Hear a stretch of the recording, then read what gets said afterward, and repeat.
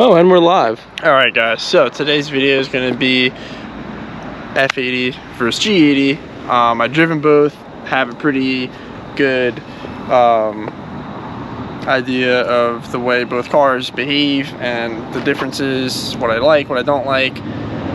Really not many dislikes about either, obviously, but there are different. And for 3 years between BMW, this is a 2018 and that's a 21, a lot has changed. G80 put on a lot of weight. Definitely a lot of weight, much bigger car. It feels, I would definitely say it feels bigger, a little bit bigger. F80 compared, looks a lot smaller.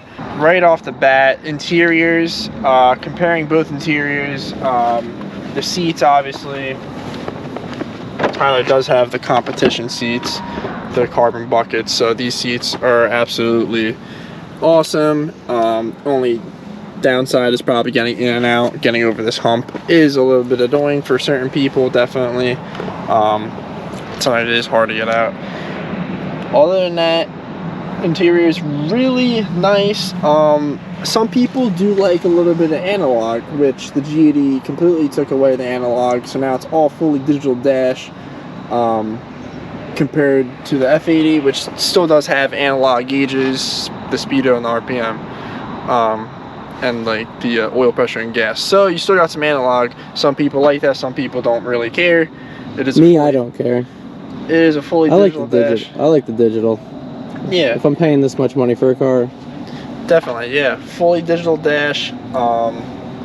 The car from the back end, honestly, I don't know if you can really see it, but in person, if you stand behind the car, the G80 looks a lot bigger compared to the M3, just back to back. The cars are both equally as wide. If anything, that's wider, but the M3 has that arch that comes out.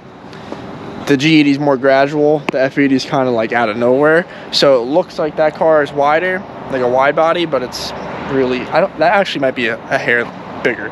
Probably, definitely is. So stock tires are Chris said 285s. almost the same size as a Tahoe.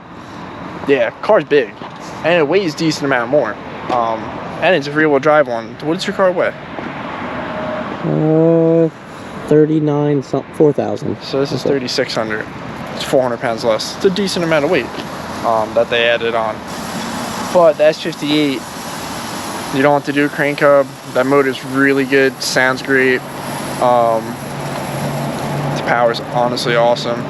The one thing I do like about driving it, the steering is a little bit more precise in the G80, like direct.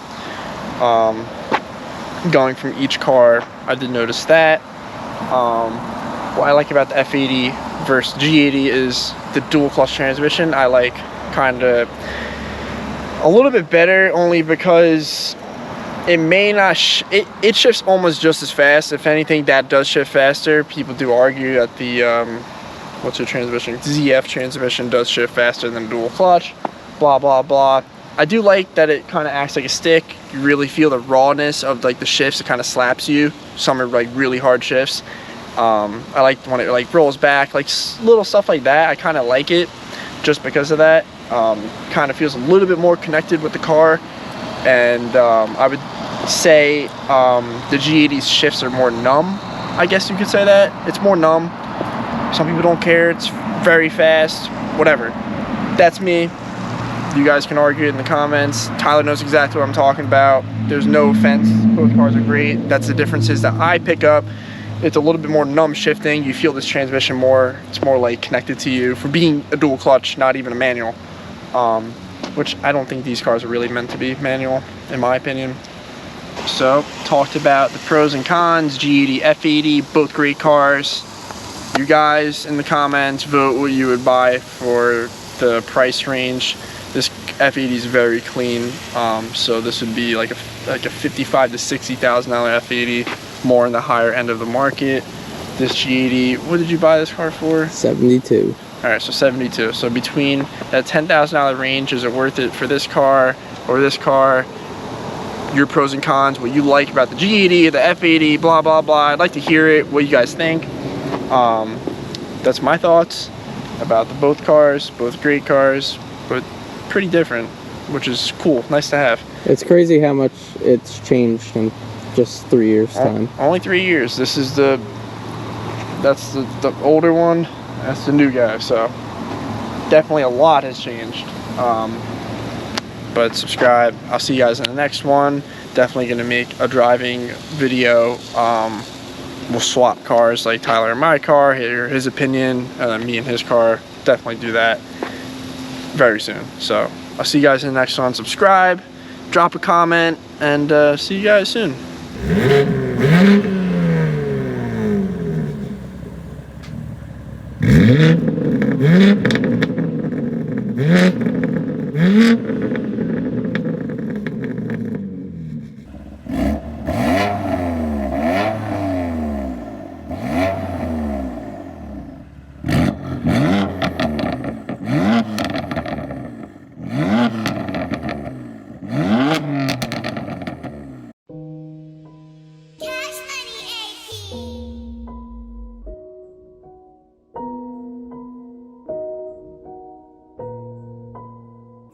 K-Rod.